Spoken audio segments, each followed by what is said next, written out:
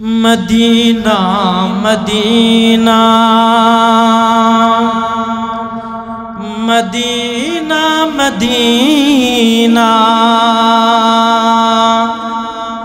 मुअमिनों की बुलबुला है दीदारे मदीना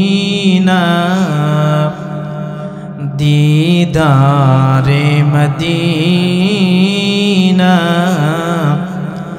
आशिकों की तमन्ना है बलगल उला बिकमालिही कशफत दुजा बिजमालिही हसनत जमीउ खिसालिही सल्लु अलैहि व आलिहि ला इलाहा इल्लल्लाह ला इलाहा इल्लल्लाह ला इलाहा इल्लल्लाह मुहम्मदुर रसूलुल्लाह सल्लल्लाहु अलैहि वसल्लम।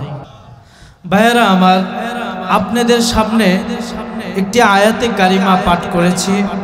সময়ের সংক্ষিপ্ত পরিসরে ইনশাআল্লাহ কোরআন ও হাদিস থেকে কিছু আলোচনা তুলে ধরার চেষ্টা করব, কিন্তু আপনারা আলোচনা শুনবেন তো ইনশাআল্লাহ।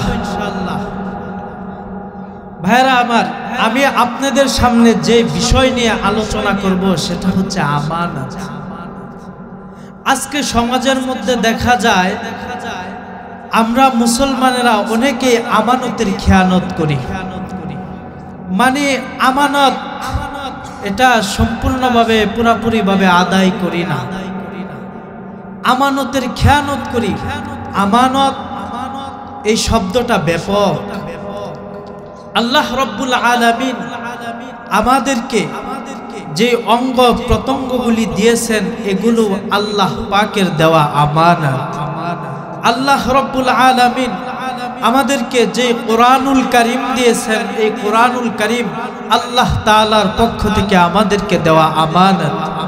আল্লাহ রব্বুল আলামিন আমাদেরকে যে শরীয়তের বিধান দিয়েছেন এই শরীয়তের বিধান আমাদের জন্য আল্লাহর পক্ষ থেকে দেওয়া আমানত। এমন কি আমরা যখন কারো সাথে কথা বলি, কথা বলার পর বলে দেই ভাই এই কথাটা কারো কাছে বলবেন না, এই কথাটাও আল্লাহ পাকের আমানত। আল্লাহ পাক আমানতের খেয়ানত করতে নিষেধ করেছেন, কেউ আমানতের খেয়ানত করবেন না। কোরআনের এক আয়াতের দিকে তাকাইলে বোঝা যায় যে বনি কুরাইজার বেলায় কি হবে। আল্লাহর নবী বিশ্বনবী রাহমাতুল্লিল আলামিন যখন মক্কা ছেড়ে মদিনায় হিজরত করলেন, মদিনায় হিজরত করার পর মক্কার সমস্ত কাফেররা তারা চিন্তা ভাবনা করছে রাসূলকে চিরতরে দুনিয়া থেকে সরাইয়া ফেলবে। তো মক্কার কাফেররা তাদের পেট কাবা শরীফের সাথে লাগায়া তারা ওয়াদাবদ্ধ হয়েছে রাসূলকে দুনিয়ায় রাখবে না। আল্লাহ রাসূল সাল্লাল্লাহু আলাইহি ওয়াসাল্লাম মদিনায় যাওয়ার পর মদিনার 3টা গোত্র ছিল, 3টা গোত্রের সাথে চুক্তিবদ্ধ হয়েছে যে কোনো পাশের কোনো রাষ্ট্র যদি আমাদের উপর আক্রমণ করে তাহলে তোমরা তাদেরকে সহযোগিতা করবে না, আর তোমাদেরকে যদি পাশের কোনো রাষ্ট্র আক্রমণ করে তাহলে আমরাও তাদেরকে কোনো সহযোগিতা করব না। এই চুক্তিবদ্ধ তাদের কাছে হয়েছে। কিন্তু মক্কার কাফেররা যখন দলবদ্ধ হয়েছে রাসূলকে দুনিয়ায় রাখবে না, তারা বিশাল এক বাহিনী নিয়ে মদিনার দিকে রওনা হবে। তার মধ্যে একটা দল ছিল কাবিলায়ে গুতফান, যেটাকে বলা হয় লাঠিয়াল বাহিনী। মানে তারা টাকার বিনিময়ে মারামারি করে, যে তাকে টাকা দিবে তার পক্ষ হয়ে মারামারি করবে, বিপক্ষের দলের সাথে মারামারি করবে। এরকম একটা দল ছিল। তাদের মধ্যে এমন এমন শক্তিশালী মানুষ ছিল যারা একজন মানুষ 1000 পালোয়ানের সাথে লড়াই করতে পারে। এত শক্তিশালী সোলজার তারা এগুলা নিয়ে মদিনার দিকে রওনা হয়েছে। এদিক দিয়া ওই যে 3টা গোত্রের সাথে রাসূল চুক্তি করছিল যে যদি আমাদের উপর কোনো আক্রমণ আসে তোমরা তাদেরকে সহযোগিতা করো না। তারা যখন শুনছে মক্কা থেকে লোক আসতেছে রাসূলকে দুনিয়া থেকে সরায় ফেলবে, তখন তারা তাদের চুক্তি ভঙ্গ করে ফেলছে। চুক্তি ভঙ্গ করছে যে রাসূলকে তো দুনিয়া থেকে সরায় দিবে, আর চুক্তি রাখা লাভ কি? এবার চুক্তি তারা ভঙ্গ করছে। চুক্তি ভঙ্গ করছে, সাহাবায়ে কেরাম পেরেশান হয়ে গেছে, আল্লাহর রাসূল পেরেশান, কিভাবে এতগুলা মানুষকে ট্যাকেল দেওয়া যায়, এক একটা মানুষ অনেক শক্তিশালী। তো সাহাবায়ে কেরাম রাদিয়াল্লাহু তাআলা আনহুরা বৈশা পরামর্শ করতেছে।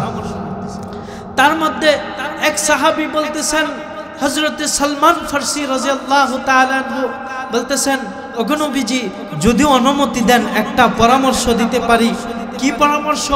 বলে আমি পাশের রাষ্ট্রে দেখেছি, হ্যাঁ, তাদের উপর যখন বহিরাগত কোনো আঘাত, কোনো হামলা আসতো, তখন তারা খাল খনন করত, খাল খনন করে তাদেরকে ট্যাকেল দিত। আপনিও খাল খনন করেন।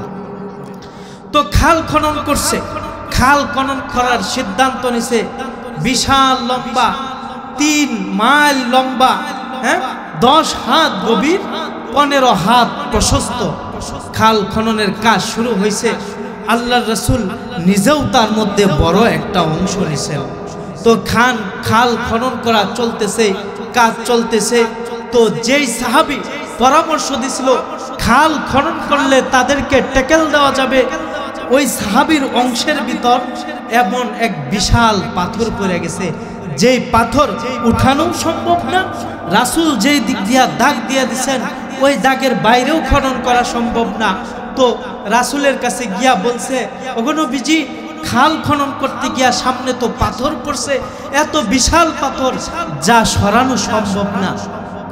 আল্লাহ রাসূল সাল্লাল্লাহু আলাইহি ওয়াসাল্লাম উনি বলছে, আচ্ছা ঠিক আছে চলো।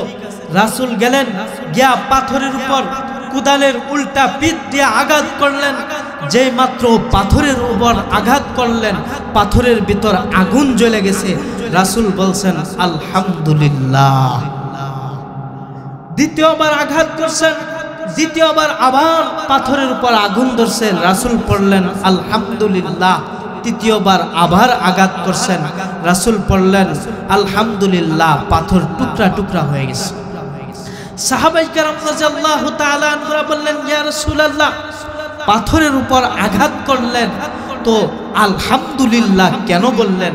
তো আল্লাহর রাসূল সাল্লাল্লাহু আলাইহি ওয়াসাল্লাম বলেন, শুনো আমার সাহাবীরা, আমি যখন পাথরের উপর আঘাত করছিলাম, জিবরাইল আমার সামনে পারস্যের রুমের প্রাসাদগুলা উঠায় ধরছিল আর বলছিল, ওগো নবীজি টেনশনের কোনো কারণ নাই, ওই যে রুমের প্রাসাদগুলা দেখতেছেন, এই রুমের প্রাসাদগুলা একদিন আপনার উম্মতের পায়ের নিচে এসে পড়বে। পড়েন সুবহানাল্লাহ।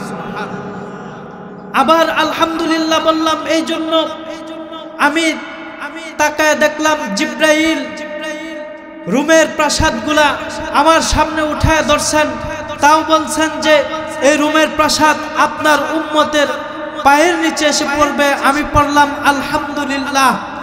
তো আল্লাহ রব্বুল আলামিন সাহাবীদেরকে এই যুদ্ধের মধ্যে বিজয় দান করছে। বিজয়টা কেমনে হয়েছে? আসলে আমি ঘটনাটা পুরাটা বলবো না, সংক্ষিপ্তভাবে বলতেছি আমানত জিনিসটা বুঝাইবার জন্য। তো একটু শুনেন বিজয়টা কেমনে হয়েছে। বিজয়টা হয়েছে যখন খাল খনন করা হয়েছে, বিশাল বাহিনী তারা আসছে। আসার পর তাদের মধ্যে একটা কাফের, আমের ইবনে আবদে উদ, এক কাফের, তিনি খালের ওই পার থেকে ঘোড়া দিয়া লাফ দিয়া এই পারে চলে আসছে। আয়েশা বলতেছে, এই মুসলমানেরা, তোমাদের নবী বলে যে যুদ্ধে শহীদ হয়ে মরলে নাকি জান্নাতে যাওয়া যায়। কে কে জান্নাতে যেতে চাও? আমি তোমাদেরকে জান্নাতে পাঠাতে চাই। বলেন তো, জান্নাতে যাওয়ার পাঠানোর মালিক সে। এটা ক্রিটিসাইজ করে বলছে, অপমান করার জন্য বলছে। বলছে কে জান্নাতে যাইবার চাও, আসো জান্নাতে পাঠাবো। আল্লাহর রাসূল বললেন, কে আসো এই বেয়াদবের কথার উত্তর দিতে পারবা? এক যুবক দাঁড়ায় গেছে, বলতেছেন নবী গো আমাকে অনুমতি দেন, আমি তার এই বেয়াদবের উত্তর দিতে চাই। তো আল্লাহর রাসূল বলছেন তুমি বৈশা পড়ো, অন্য একজন দাঁড়াও। তো আরেকজন দাঁড়াইতে বলছে, সে আবার দাঁড়াইছে, বলে তুমি বসো, আবার দাঁড়াও। তো আবার অন্য একজন দাঁড়াইতে বলছে, আবার সে দাঁড়াইছে। এভাবে 3 বার দাঁড়াইছে। সেই যুবকটা আর কেউ নয়, সেই যুবকটা হচ্ছে হযরতে আলী রাদিয়াল্লাহু তাআলা। হযরতে আলী রাদিয়াল্লাহু তাআলা আনহু দাঁড়ায় গেছেন। আল্লাহর রাসূল বললেন, ও আলী, বারবার যে ফাল দিয়া দাঁড়ায় যাও, চিনো না কি ওরা কত শক্তিশালী এটা জানো? ওরা একজন 1000 সৈনিকের সাথে লড়াই করতে পারে। তুমি বুঝে দাঁড়াইছো ওদের সাথে পারবা কিনা? হযরতে আলী রাদিয়াল্লাহু তাআলা আনহু বলেন, নবী গো আমি জানি ওদের সাথে আমার সম্ভব নয়, কিন্তু যদি আপনি দোয়া করতে থাকেন আল্লাহ পাক হয়তো আমাকে ওদের মধ্য থেকে বিজয় দিয়ে দিতে পারে। হযরতে আলী রাদিয়াল্লাহু তাআলা আনহু, লক্ষ্য করেন ভাইরা আমার, গভীর মনোযোগ, কেউ মনোযোগ হারাবেন না। হযরতে আলী রাদিয়াল্লাহু তাআলা আনহু ওই কাফেরের সামনে গেছেন, গিয়া বলছেন যে শুরু কর যুদ্ধ। তো এই কাফের বলতেছে, তুই তো আমাদের এলাকার, অন্য একটাকে পাঠা, তোকে তো চিনি আমি, অন্য একটাকে পাঠা। তো হযরত আলী বলেন, অন্য একটা পাঠাবো না, মুসলমান অযথা কোনো কথা বলে না, যে কাজের জন্য আসছি ওই কাজ শুরু কর। তো হযরত আলী রাদিয়াল্লাহু তাআলা আনহু বলতেছেন, ঠিক আছে কাজ শুরু করো। কাফের বলে, তুই আগে শুরু কর। না, মুসলমান সবার আগে, অপরাধী যে অপরাধী না তার উপর সবার আগে মুসলমান তলোয়ার উঠায় না, তুই আগে শুরু কর, তোকে প্রতিহত করার জন্য আমি দাঁড়াবো। তো চিন্তা করেন কেমন আঘাত করছে, এমন জোরে আঘাত করছে, আঘাতের চোটে তলোয়ার ভাঙা 2 খণ্ড হয়ে গেছে। হযরত আলী রাদিয়াল্লাহু তাআলা আনহুর মাথার উপর পড়ছে, পাগড়ি পরা ছিল, পাগড়ির পেঁচ কাইটা গেছে, কাইটা গিয়া মাথার উপর পড়ছে, মাথা কাইটা গেছে, রক্তের ঝর্ণা বয়ে গেছে, দাড়ি মুবারক বেয়ে বেয়ে রক্তগুলি পড়তেছে। হযরত আলী রাদিয়াল্লাহু তাআলা আনহু বলেন, শোন, তুই আমাকে আঘাত করছস, এবার আমি তোকে আঘাত করব, যদি তোর শক্তি থাকে তুই আমার আঘাত ফিরাস। হযরত আলী রাদিয়াল্লাহু তাআলা আনহু নারে তাকবীর আল্লাহু আকবারের ধ্বনি দিয়া যেমন জোরে আঘাত করছে, তলোয়ার ভাঙা 2 খণ্ড হয়ে গেছে। মাথার উপর পড়ছে, একবারে মাঝখানে চেলির মতো ফেরে গেছে। ঘোড়ার উপর পড়ছে, ঘোড়াও 2 খণ্ড হয়ে গেছে। সুবহানাল্লাহ। একটা আসছিল ওই কাফেরের পক্ষ হয়ে, একটা আসছিল ওরে বাঁচাইবার লাগিয়া, ওইটা ভাগা শুরু করছে। হযরতে আলী রাদিয়াল্লাহু তাআলা আনহু বললেন, এই কই যাস? শোন, শয়তানের বকরি কখনো আল্লাহর বাঘের সামনে পারে না। ওটাকেও প্রতিহত করছে। তো মুসলমান যুদ্ধের মধ্যে বিজয় লাভ করছে, কিন্তু বিজয় লাভ করার পর ওই যে বনি কুরাইজা, বনি কাইনুকা, বনি নাজির, এই 3টা গোত্রের সাথে আল্লাহর নবী চুক্তি করছিলেন। কি চুক্তি করছিলেন? যে আমাদের উপর যদি কোনো আঘাত আসে তোমরা তাদেরকে সহযোগিতা করো না। কিন্তু তারা তো সহযোগিতা করছে, তারা তো আমানতের খেয়ানত করছে। খেয়ানত করছে না, আমানতের খেয়ানত করছে। আল্লাহ পাক জিব্রাইলকে পাঠাইছে, জিব্রাইলকে পাঠায় আল্লাহর রাসূলকে সংবাদ জানাইছে, নবী আপনি বলে দেন বনি কুরাইজার কাছে না যাওয়া পর্যন্ত কেউ যেন আসরের নামাজ না পড়ে। তো সমস্ত সাহাবীদেরকে জিব্রাইল খবর দিয়া দিছেন যে বনি কুরাইজার কাছে না যাওয়া পর্যন্ত যেন আসরের নামাজ না পড়ে। তো সাহাবীরা প্রস্তুত। একটা রুদ্ধতার বৈঠক হয়েছে। রুদ্ধতার বৈঠকে কি হয়েছে? আল্লাহর পক্ষ থেকে নাজিল হয়ে গেছে যে যারা বৃদ্ধা ওদেরকে বন্দি করে ফেলো, আর যারা 20 বছরের যুবক ওদের সবগুলার গলা কাটা দাও। কিন্তু এটা হচ্ছে রুদ্ধতার বৈঠক, গোপনভাবে হয়েছে, এটা যেন কারো কাছে প্রকাশ না পায় এই কথাও রাসূল বলে দিছে, কারো সাথে এই কথা বইলো না। কিন্তু সাহাবীদের মধ্যে একজন সাহাবী ছিল হযরতে আবু লুবাবা রাদিয়াল্লাহু তাআলা আনহু। তার বনি কুরাইজার সাথে একটা ভালো আত্মীয়তার সম্পর্ক ছিল। সম্পর্ক থাকার কারণে ওই কাফেররা জিজ্ঞাসা করছে, কি হইল বৈঠকের মধ্যে তোমাদের নবী কি সিদ্ধান্ত নিছে? তো হযরতে আবু লুবাবা রাদিয়াল্লাহু তাআলা আনহু ইশারা দ্বারা বুঝাইছে, মানে গলা কাটা দিব। 20 বছরের আল্লাহর পক্ষের বিধান হয়েছে, 20 বছরের যেগুলা আছে যুবক এগুলার গলা কাটা দাও, আর যেগুলা বৃদ্ধদেরকে বন্দী করে ফেলো। এটা হচ্ছে আল্লাহর ফায়সালা। তো এমনি হযরত আবু লুবাবা রাদিয়াল্লাহু তাআলা আনহু চিৎকার দিয়ে বলতেছেন, হায় হায় কি করলাম, আমানতের খেয়ানত করে ফেললাম। এমনি হযরত আবু লুবাবা রাদিয়াল্লাহু তাআলা আনহু চিৎকার করে কাঁদতেছেন, এমন ভাবে কান্না শুরু করে দিচ্ছেন, কান্নার আওয়াজ গোটা মদিনার মধ্যে ছড়ায় পড়েছে। হাত পা গুলা মদিনার ফিলারের সঙ্গে বাঁধছে, আল্লাহর কাছে রাত দিন কান্দে, প্রভু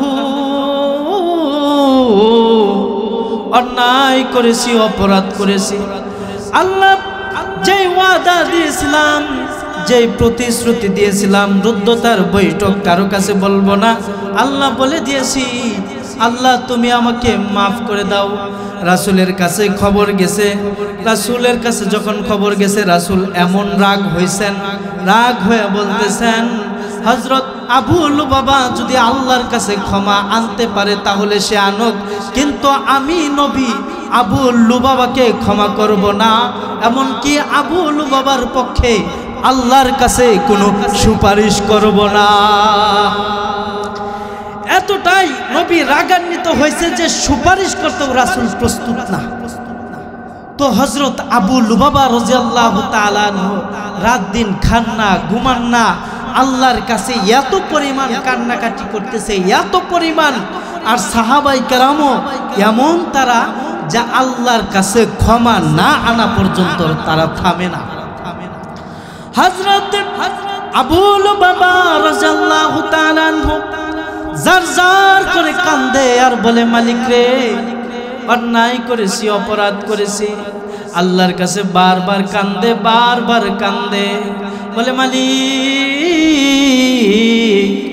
দুনিয়ার ভিক্ষুক যদি একটা দরজায় ভিক্ষা না পায় তার জন্য আরেকটা দরজা খোলা থাকে। মালিক গো, আমি এমন দরজার ভিখারি, তুমি যদি ক্ষমা না করো পৃথিবীর কেউ আমাকে ক্ষমা করবে না। যার যার করে চোখের পানি ছেড়ে দিয়া কাঁদতেছেন।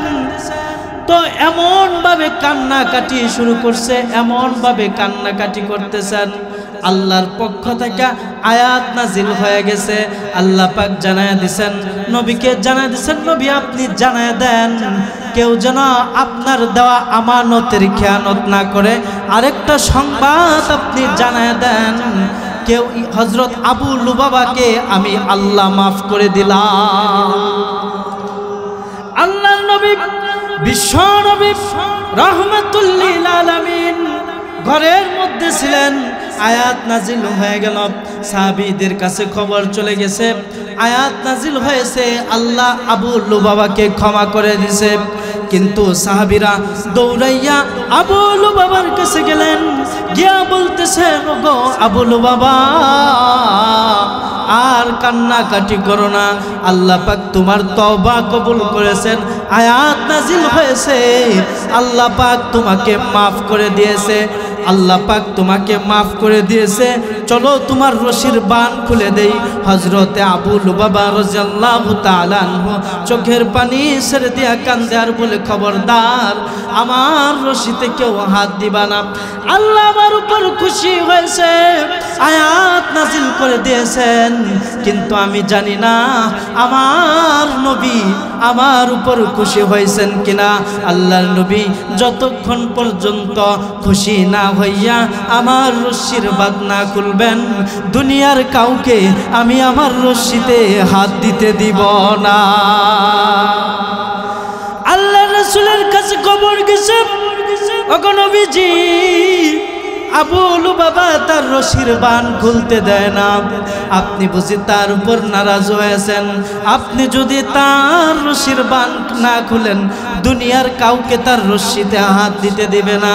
আল্লাহর নবী স্বয়ং নিজে গেছেন, গিয়া বলতেছেন, আবু লুবাবা রে, আল্লাহ যেই জায়গায় খুশি হয়েছে, আমি রাসূল কি সেই জায়গায় নারাজ থাকতে পারি? আমিও তোমার উপর খুশি। তো দেখেন এতটুকু বিশ্বাসঘাতকতা, হ্যাঁ, যে এতটুকু আমানতের খেয়ানত শুধু ইশারায় বলছে, মুখেও বলে নাই, তাতেই কত পেরেশানি। রাত দিন খাবার বন্ধ হয়ে গেছে, ঘুম বন্ধ হয়ে গেছে, আল্লাহর কাছে তওবা কান্নাকাটি শুরু হয়ে গেছে। আর আপনি আর আমি এমন কত আমানতের খেয়ানত করি। কথা দেয় মানুষ, কথা দেয় যে এই কথাটা চাচা আপনার কাছে বললাম, আপনি কারো কাছে বললেন না। দেখবেন আপনি বাড়িতে যাওয়ার আগেই পুরা এলাকায় ফাঁস হয়ে গেছে, বলে দিছে। আবার অনেকে এমন করে যে চাচা আমি আপনার কাছে এই কথাটা বললাম, দেখেন দেখেন এটা আবার কারো কাছে বললেন না। তার মানে হচ্ছে এটা যেন আরো তাড়াতাড়ি সে প্রচার করে দেয়। কিন্তু না, আমানতের খেয়ানত করা যাবে না। আমানতের খেয়ানত করা মহাপাপ। আমানতের খেয়ানত করা যাবে না। আমানতের খেয়ানত করা মুনাফিকের আলামত। কিসের আলামত? মুনাফিকের আলামত। মুনাফিকের আলামত হচ্ছে তিনটা। কয়টা? মুনাফিকের আলামত তিনটা। এক নাম্বার আলামত হচ্ছে মুনাফিক যখন কথা বলে সে মিথ্যা কথা বলে। কি কথা বলে? মিথ্যা কথা বলে। দুই নাম্বার মুনাফিকের আলামত হচ্ছে সে যখন কারো সাথে কথা দেয় সেই কথার বরখেলাপ করে। তিন নাম্বার আমানত হচ্ছে, তিন নাম্বার আলামত হচ্ছে আমানতের খেয়ানত করে। তাহলে আমরা জানতে পারলাম এটা মুনাফিকের আলামত। এই গুণ আমাদের ভিতর যদি থেকে থাকে, এটা আমাদের পরিহার করতে হবে। তাহলে ভাইরা আমার, আলোচনা বেশি লম্বা করব না। আমরা এই আলোচনা থেকে জানতে পারলাম আমানতের খেয়ানত করা যাবে না। সাহাবায়ে কেরাম রাদিয়াল্লাহু তাআলা আনহুরা আমানতের খেয়ানত করেন নাই। আল্লাহ রাব্বুল আলামিনের পক্ষ থেকে আমানত, এই যে আপনি হাত দেখতেছেন, এই হাতটাও কিন্তু আল্লাহর পক্ষ থেকে দেওয়া আমানত। চক্ষু দেখতেছেন, এই চক্ষুটাও কিন্তু আল্লাহর পক্ষ থেকে আপনার কাছে দেওয়া আমানত। আপনি চক্ষু দিয়া বারবার অনর্বল পাতি মারতেছেন, অথচ চিকিৎসক বিজ্ঞান বলেছে মানুষ যখন সভা সমাবেশে বসে থাকে, গাড়ির জ্যামে পড়ে থাকে, গাড়ির কালো ধোঁয়া মানুষের মুখের দুর্গন্ধ নিঃশ্বাস হচ্ছে কার্বন ডাই অক্সাইড, মানুষের চোখের ভিতর লাগে, তখন মুহূর্তেই মানুষের চোখকে নষ্ট করে দিতে পারে। কিন্তু মানুষের দৃষ্টি শক্তি যেন নষ্ট না হয়ে যায়, এজন্য আল্লাহ পাক মানুষের চোখের ভিতরে এক প্রকারের মেডিসিন রেখে দিয়েছে। এই মেডিসিনটা আপনি হাত দিয়ে দিতে পারবেন না। আল্লাহ রাব্বুল আলামিন আপনাকে চোখের দুইটা পাতি দিয়েছেন। মানুষ অনর্বল চোখের পাতি মারতেছে, চোখের পাতি মারার কারণে চোখ ধুয়ে পরিষ্কার হয়ে যাইতেছে।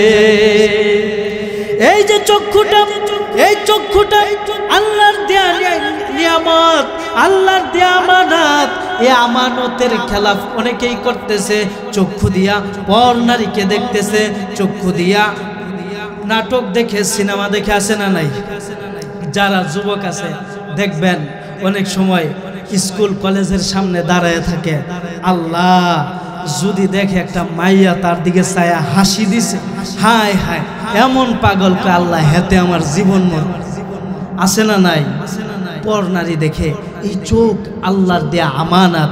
এই চোখ সম্বন্ধে হাসরের ময়দানে আল্লাহর কাঠ গড়ায় দাঁড়ায় হিসাব দিতে হবে, হিসাব দিতে হবে। আল্লাহ পাক আপনাকে দেহের মধ্যে রক্ত দিয়েছেন, চিন্তা করেন, একটু চিন্তা করলে সিজদায় অবনত হয়ে যাবেন। আল্লাহ পাক কেমন ভাবে আপনার দেহটাকে বানাইছেন, আল্লাহ পাক কেমন ভাবে বানাইছেন চিন্তা করেন। মানুষ যে খাবার খায়, মানুষ কি খায়? খাবার খায়। খাবার খাবারের দ্বারা যে রক্ত হয়, এই রক্তটা শরীরের গোটা শরীরের মধ্যে পৌঁছায় দেওয়ার জন্য আল্লাহ রব্বুল আলামিন শরীরের ভিতরে শিরা উপশিরা দিয়েছেন, রগ দিয়েছেন, রেশা দিয়েছেন। এই রগ রেশা দিয়ে আল্লাহ রব্বুল আলামিন পুরা গোটা শরীরের ভিতর রক্তগুলা পৌঁছায় দেন। চিন্তা করেন আল্লাহ পাকের দেয়া আমানত সময় যে নষ্ট করেন, এই সময়গুলার মধ্যে যে আল্লাহ পাক আপনাকে শ্বাস নিঃশ্বাস নেওয়ার তৌফিক দান করতেছেন, আল্লাহর কত বড় নিয়ামত একটু চিন্তা করেন, একটু ভাইবা দেখেন। ভাইরা আমার, কেউ উঠা বসা করবেন না। প্রধান বক্তা চলে আসছে, উনি আলোচনা করবে। ওনার আলোচনা শেষ করে আখেরি মোনাজাত নিয়ে তারপর বাড়িতে যাবেন। দেখেন, আপনি এতটুকু জায়গার মধ্যে যদি আপনার রক্ত যদি চলাচল না থাকে, এটা আপনার প্যারালাইজড হয়ে যাবে। কিন্তু আল্লাহ পাক শরীরের ভিতর রগ দিয়েছেন, রেশা দিয়েছেন, এগুলার ভিতর দিয়ে রক্ত অনার্বল চলাচল করতেছে। কিন্তু এই যে রক্ত, এই রক্তটা তৈরি হচ্ছে কিভাবে, এটা চলাচল করে আল্লাহ পাক হার্ট দিয়েছেন মানুষের ভিতর। হার্ট, এই হার্ট প্রতি মুহূর্তে পাম্পিং করতেছে, সংকুচন সম্প্রসারণ করে করে রক্তটাকে পুরা শরীরের ভিতর দৌড়াইতেছে। চিন্তা করছেন আপনারা যে এই যে আল্লাহ পাক আপনার মুখের মধ্যে বারবার নিঃশ্বাস নিতেছেন, আনতেছেন, এই শক্তি দিতেছেন, অথচ এই জীবনটা আল্লাহ দিছে, এই জীবনটার একবারও কদর করেন না, মানুষের হক নষ্ট করেন, এরকম অনেক মানুষ আছে। তো ভাইরা আমার, আমি আলোচনা শেষ করে ফেলবো, কারণ অধিক রাত্র পর্যন্ত আলোচনা করি না সাধারণত। তো আমরা যে আমানতের খেয়ানত করতেছি, দেখেন আল্লাহ পাক আপনাকে পা দিছেন দুইটা। এই দুইটা পা দিছেন কি জন্য? নাটক সিনেমায় গানে যাওয়ার জন্য না, মাহফিলে আসার জন্য, মসজিদে যাওয়ার জন্য, মাদ্রাসায় যাওয়ার জন্য। এই জন্য আল্লাহ পাক আপনাকে দুইটা পা দিছেন। এই পা দিয়া যদি গুনার কাজে যান, খারাপ কাজ করতে যান, তাহলে পা আল্লাহর দেয়া আমানত, আপনি আমানতের খেয়ানত করছেন। আল্লাহ পাক আপনাকে হাত দিছেন, হাত দিয়া খারাপ কাজ করছেন, খারাপ জিনিস মানুষকে দেখায়া দিছেন, বুঝায়া দিছেন, আপনি হাতের আমানতের খেয়ানত করছেন। এজন্যে হাতের অঙ্গ প্রত্যঙ্গের আমানতের খেয়ানত করবেন না। রাজি আছেন তো ইনশাআল্লাহ? আরেকটা হচ্ছে আল্লাহ পাকের দেয়া সবচেয়ে বড় যে আমানত আমাদের কাছে, সেটা হচ্ছে আল্লাহ পাকের কোরআন। এটা হচ্ছে আল্লাহ পাকের পক্ষ থেকে আমাদের কাছে দেওয়া আমানত। এই আমানত আল্লাহ পাহাড়কে দিতে চাইছে, আসমানকে দিতে চাইছে, জমিনকে দিতে চাইছে। এই আমানত কেউ নেয় নাই, নিয়েছে মানুষ এই আমানত। তাহলে আমরা যেহেতু আমানত নিয়েছি, এই আমানতের খেয়ানত করলে আল্লাহ পাকের কাছে জবাবদিহি কিন্তু করতে হবে।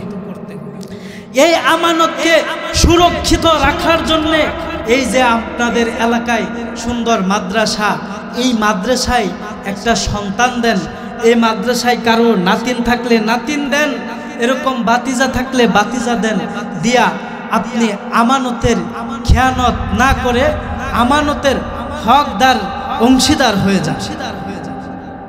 তো ভাইরা আমার, এই কোরআনুল কারীম, এখানে অনেক মানুষ আছেন 60, 70, 80 বছর বয়স হয়ে গেছে। এখানে অনেক মানুষ আছেন যে এখনো কোরআনুল কারীমটা ভালো করে শুদ্ধভাবে পড়তে পারে না। আছে না নাই? অনেক আছে কোরআনুল কারীম পড়তে পারে না। কিন্তু আমরা আগে দেখেছি, আমাদের দাদারা মুরব্বীদেরকে দেখেছি, আগের দিন ফজরের নামাজ পড়ে দেখবেন চশমা একটা নাতিনের ডান্ডা একটা বাইঙ্গা লাইছে, ওই চশমা লাগায়া এখানে একটা রশি বান্ধা কানের সাথে লাগায়া তারপর দেখা কোরআন তেলাওয়াত করত। আগের দিনে দেখতাম মুসলমানদের ঘর থেকে ফজরের পর কোরআন তেলাওয়াতের আওয়াজ হতো, আর এখনকার মুসলমানদের ঘর থেকে ফজরের নামাজের পর ডান্সের আওয়াজ বের হয়, আসে না না? কোরআনুল কারীম আমাদের শ্রেষ্ঠ সম্পদ, আল্লাহ পাকের কাছে, আল্লাহ পাকের পক্ষ থেকে দেয়া বিশাল এক নিয়ামত।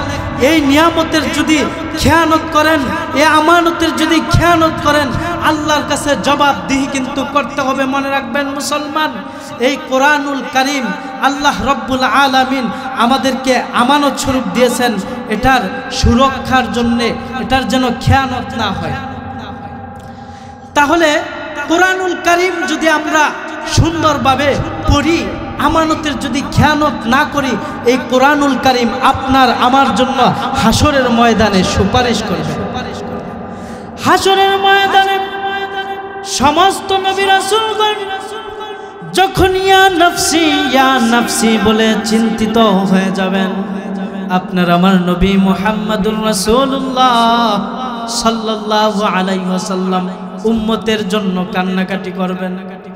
বাবা আদমের কাছে যাবেন, গিয়া বলবেন, ও আদম, এই যে হাসরের ময়দানে এতগুলা মানুষ দেখতেছেন, এগুলা তো আপনারই সন্তান, এগুলা আপনার সন্তান, আমার উম্মত। এগুলা যদি আজকে জাহান্নাম থেকে মুক্তি পেয়ে যায়, তাহলে কিন্তু আপনার সন্তান মুক্তি পাবে, আমার উম্মত মুক্তি পাবে। যদি আছেন আল্লাহর কাছে গিয়া আমরা দরখাস্ত করি, আল্লাহ যদি দরখাস্ত কবুল করেন, আল্লাহ যদি দরখাস্ত কবুল করেন, তাহলে আপনার সন্তান জাহান্নাম থেকে মুক্তি পাবে। আপনার সন্তান মুক্তি পেলে আমার উম্মতই মুক্তি পাবে। কথা কিন্তু একটাই, কথা কিন্তু একটাই। দেখেন, আপনারা মনে করেন অভাবের দিন লাগছে, তো আপনি বাড়িতে গিয়া দই বাতলা যা আছেন সব বাইরে ভাঙ্গা লাইছেন, পোলাবানদেরকে বলছেন অভাবের দিন যা, তোরা তোর নানির বাড়ি যা। আর আমার স্ত্রীরা বলল যে তুমি তোমার বাপের বাড়ি যাও, আর আমি আমার শ্বশুর বাড়ি যাই।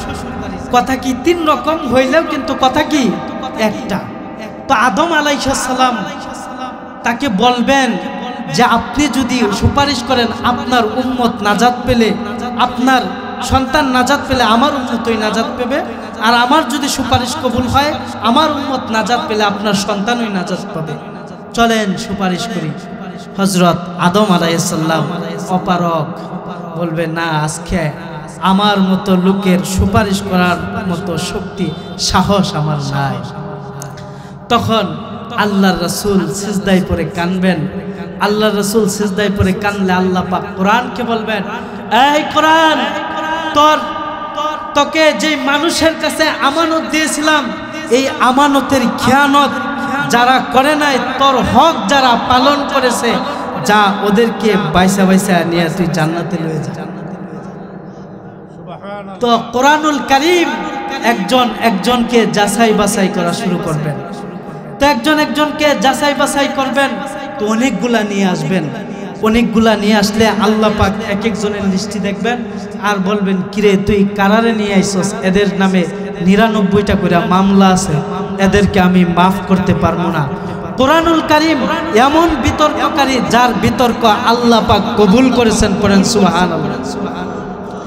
কোরআন বলবেন, আপনি যদি ক্ষমা না করেন ওদেরকে, তাহলে এই সমস্ত মানুষের সামনে ঘোষণা করে দেন, আমি আপনার কোরআন না, আপনার কালামুল্লাহ না। তো এমন ভাবে ধরে বসবে, আল্লাহ পাক বলবেন, তুই আমার কালাম, তোকে আমি অস্বীকার করতে পারবো না। যা, তুই যতগুলার জন্য সুপারিশ করিস, আমি সকলের সুপারিশ কবুল করলাম, সবাইকে আমি মাফ করে দিলাম। পড়েন সুবহানাল্লাহ। তাহলে ভাইরা আমার, কোরআনুল কারীম আমাদেরকে আমানত স্বরূপ দিয়েছেন, এই আমানতের খেয়ানত কেউ করবেন না। মাদ্রাসা আছে, মাদ্রাসায় একটা সন্তান বা নাতিন দিয়া হলেও আপনি মাদ্রাসার সহযোগিতা করবেন, এমনকি কোরআনুল কারীমের খেদমত করবেন। তো ভাইরা আমার, মাঝখান দিয়া আরেকটা কথা আমি বলে যাই, এই যে চামড়ার দেওয়া মুখটা আল্লাহ পাক দিয়েছেন, এই জবানটা দিয়া কোনোদিন কাউরে কষ্ট দিবেন না। এটা আমার রাসূলের শিখানো আদর্শ না। এই জবান আপনি আজকে আছেন, কালকে মরে যেতে পারেন। দেখেন, এই যে গতকাল এমন সময় এক প্রোগ্রামে ছিলাম, ওখান থেকে হঠাৎ করে ফোন আসলো যে ওই নকলা, শেরপুর নকলা, ওখানে আমার এক ভাই অ্যাক্সিডেন্টে মারা গেছে, বক্তা ভাই। তো ভাই, এই জবান দ্বারা যদি কাউকে কষ্ট দেন, হয়তো আপনি তাকে আজকে কষ্ট দিচ্ছেন, কালকে আপনি বেঁচে নাও থাকতে পারেন, কিন্তু আপনি যে তাকে কষ্ট দিচ্ছেন, এই কষ্টটা কিন্তু 10 বছরও রয়ে যাবে, 20 বছর রয়ে যাবে, এমনকি মরণের আগ পর্যন্ত রয়ে যেতে পারে। কিন্তু আপনার আমার নবী আদর্শ শিক্ষা দিয়েছেন। আপনার আমার নবী যেই দিন পৃথিবী থেকে বিদায় হয়ে যাবেন, তার আগ মুহূর্তে কিছুদিন আগে সাহাবীদেরকে ডেকে বললেন, ওগো আমার সাহাবীরা, একসাথে চললাম, একসাথে ঘুরলাম, না জানি আমার ব্যবহারের দ্বারা, আমার কথার দ্বারা কেউ কষ্ট পাইছো কিনা, অথবা আমার কাছে কোনো পাওনা আছে কিনা বলো, আমি তা পরিশোধ করে দিব। এমনি একজন সাহাবী বলতেছেন, ইয়া রাসূলুল্লাহ, ইয়া হাবিবাল্লাহ, আপনার কাছে এত দিরহাম পাই। আল্লাহর নবী বললেন, ঠিক আছে ও আমার সাহাবীরা, আমার সম্পত্তি থেকে তাকে এত দিরহাম দিয়ে দিও। আল্লাহর রাসূল বলেন, আমি যদি কাউকে এই জবান দ্বারা কষ্ট দিই অথবা হাত দ্বারা কষ্ট দিয়া থাকি, আজকে আমাকে বলো, তার প্রতিশোধ গ্রহণের সুযোগ আমি নবী দিব। একজন সাহাবী বলতেছেন, ইয়া রাসূলুল্লাহ, ইয়া হাবিবাল্লাহ, আপনি আমাকে একটা আঘাত করেছিলেন, এই আঘাতের প্রতিশোধটা আমি নিতে চাই, যদি আপনি অনুমতি দেন। দেখেন আল্লাহর নবীর আদর্শ কত সুন্দর। আল্লাহর নবী বললেন, ঠিক আছে সাহাবী, তুমি কি প্রতিশোধ নিতে চাও? সাহাবী ডেকে বলেন, ইয়া রাসূলুল্লাহ, ইয়া হাবিবাল্লাহ, যুদ্ধের ময়দানে গিয়েছিলেন, এক ঘোড়ার উপর আঘাত করেছিলেন, আঘাতটা আমার পিঠের উপর আইসা পড়ছে, আপনি যদি অনুমতি দেন, আমি ওই আঘাতের প্রতিশোধ নিতে চাই। এমনি সাহাবায়ে কেরাম বলেন, ওগো আল্লাহর নবীর সাহাবী, কি বলতেছেন আপনি? রাসূলে আরবির প্রতিশোধ আপনি কিভাবে নিতে পারেন? আল্লাহর পয়গম্বর সরওয়ারে দু আলম, আপনার যদি প্রতিশোধ নিতে মনে চায়, আমাদের কাছ থেকে প্রতিশোধ নেন। আল্লাহর নবীর গায়ে যেন একটা ফুলের টুকাও যেন না পড়ে। এমনি ডেকে বলতেছেন, আমাদের উপর যত আঘাত করতে মন চাই করো। আল্লাহর রাসূল বলেন, না সাহাবীরা শোনো, আমার হাত দ্বারা তার পিঠের উপর আঘাত পড়েছে, ওকে সুযোগ দাও, সে যেন আমার পিঠের উপর আঘাত করে। আলীকে ডেকে বললেন, আলী, ফাতেমার ঘরে যাও, ফাতেমার ঘরে গিয়া দেখো একটা চাবুক রাখা আছে, যেই চাবুক দিয়ে তার পিঠে আঘাত পড়েছিল, চাবুকটা নিয়ে এসো। হযরতে আলী ফাতেমাকে গিয়া বললেন, ওগো ফাতেমা, একজন সাহাবী তোমার বাবার গায়ে আঘাত করতে চাই, প্রতিশোধ নিতে চাই, চাবুকটা দাও। এমনি ফাতেমা ডেকে বলেন, কি বলেন আপনি? আমার বাবা ছোটকাল থেকে কষ্ট করেছে, আমার বাবার মা নাই, আমার বাবার বাবা নাই, ছোটকালে মা বাবা হারাইছে, সারাটা জনম কাফেররা অত্যাচার করেছে, আজকে বুঝে একজন সাহাবী হইয়া আমার বাবাকে এভাবে কষ্ট দিতে চাই। ও হাসান আর হুসাইন, তাড়াতাড়ি যাও, দৌড়াইয়া যাও, তোমাদের গায়ে আঘাত পড়তে পারে, বিশ্বনবীর গায়ে ফুলের টুকাও পড়তে পারে না। এমনি হাসান হুসাইন দৌড়াইয়া গেলেন, গিয়া বলতেছেন, ওগো আল্লাহর নবীর সাহাবী, তোমার আঘাত করতে মনে চাই, যত আঘাত করতে মনে চায় আমার পিঠের উপর করো, আমরা দুই ভাই চলে আসছি, আমাদের দুই ভাইয়ের পিঠের উপর আঘাত করো, নবীর গায়ে আঘাত করো না। সাহাবী ডেকে বলেন, না, নবী আমার পিঠের উপর আঘাত করেছে, আমি নবীর গায়ে আঘাত করতে চাই। সাহাবী মানে না। আল্লাহর রাসূল বলেন ঠিক আছে, তুমি আমার পিঠে যত মন চায় আঘাত করো। সাহাবী পিছন দিক থেকে তো চাবুক নিয়ে পিছন দিক থেকে রওনা হয়েছে। আল্লাহর নবীকে ডেকে বলেন, ওগো নবীজি, আপনি যেই দিন আমার পিঠের উপর আঘাত করছিলেন আমার পিঠের উপর কাপড় ছিল না, আজকে আপনিও পিঠের কাপড় সরায় ফেলেন, খালি গায়ে আপনাকে আঘাত করতে চাই। আল্লাহর রাসূল অমনি যখন পিঠের কাপড়টা সরায় দিলেন, সাহাবী পিছন থেকে চাবুক দিয়ে আঘাত করবে দৌড়াইয়া যাচ্ছেন। যখন নাকি রাসূলের কাছাকাছি চলে আসলেন, রাসূলের বুকুল তলায় দুইটা হাত ঢুকাইয়া রাসূলকে বুকের সাথে চাপা দিয়া রাসূলের মুহরে নবুওয়াতের চিহ্নের মধ্যে চুমুকায় আর চিল্লাই আর বলতেছেন, ওগো সাহাবীরা, তোমরা কেমন করে ভাবলা আমি রাসূলের গায়ে আঘাত করব? ওগো সাহাবীরা শুনো, এতটা জীবন আমার অতিবাহিত হয়েছে, জীবনে আমল করছি, আল্লাহর কাছে কবুল হয়েছে কিনা জানি না। হাসরের ময়দানে আল্লাহ রব্বুল আলামিনকে এতটুকুন কথা বলবো, ওগো আল্লাহ, আমল করছিলাম, জানি না কবুল হয়েছে কিনা, এতটুকু উসিলা আপনার কাছে দায়ের করতে চাই। আপনার নবীর মুহরে নবুওয়াতের চিহ্নের মধ্যে এই দুইটা ঠোঁট দিয়া চুমু খাইছিলাম, আল্লাহ গো, এতটুকু জিনিস যদি তোমার কাছে পছন্দ হয়, তুমি আমাকে আজকে এতটুকুর উসিলায় মাফ করে দাও। তাহলে ভাইরা আমার, বলেন এই জবান দিয়ে কাউকে কষ্ট দিবেন? আজ থেকে ওয়াদা করেন এই জবান দিয়ে কাউকে কষ্ট দিবেন না। এখানে অনেক মানুষ আছেন, ওই যে দোকান থেকে বাকি আনছে, বাকি আয় না 5 মাস হয়ে গেছে, 10 মাস হয়ে গেছে, এগুলা দেয় না, 1 বছর হয়ে গেছে দেয় না, আছে না নাই? আপনি যে কথা দিয়ে আসছেন, তাহলে তো আপনি মিথ্যা বললেন। আপনি তো কথা দিয়ে আসছেন। মুনাফিকের আলামত কয়টা বলছিলাম? 3টা, যে কথা বলে, মিথ্যা বলে। তো আল্লাহ পাক এই সমস্ত মিথ্যা কথা, মানুষের হক নষ্ট করা, এমনকি আমানতের খেয়ানত করা, এগুলা থেকে আল্লাহ পাক আমাদের সবাইকে বিরত থাকার তৌফিক দান করুন। আমিন।